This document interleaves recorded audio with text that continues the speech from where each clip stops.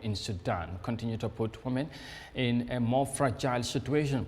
And as we showed in this report, women and girls face growing gender-based violence in such precarious situation.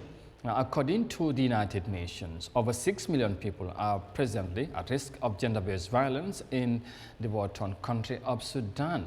Women and girls are usually the most victimized in such conflict-hit zones and communities. Here's more details of that in this report. 34-year-old Dahlia Awad is the mother of 2 young girls. She escaped outbreaks of violence in Khartoum, Sinjar and Al Jazeera, and is now seeking shelter in Port Sudan with her children. We uprooted from our home in Khartoum to Sinjar and then to Port Sudan to escape from RSF soldiers.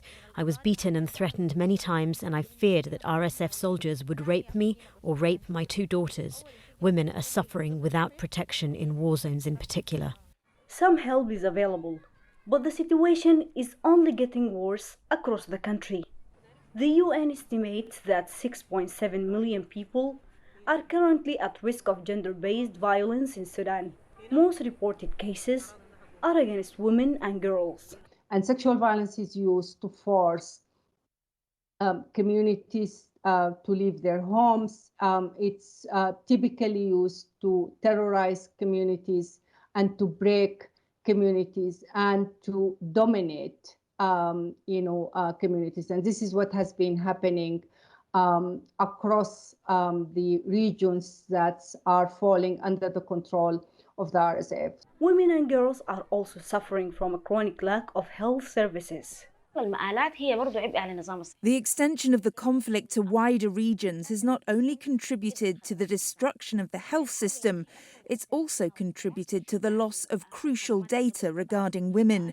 There's a lack of sexual health, maternity care, and the medical care for the chronic diseases that women are suffering. Those issues need different interventions and operations that are overwhelming the fragile health system.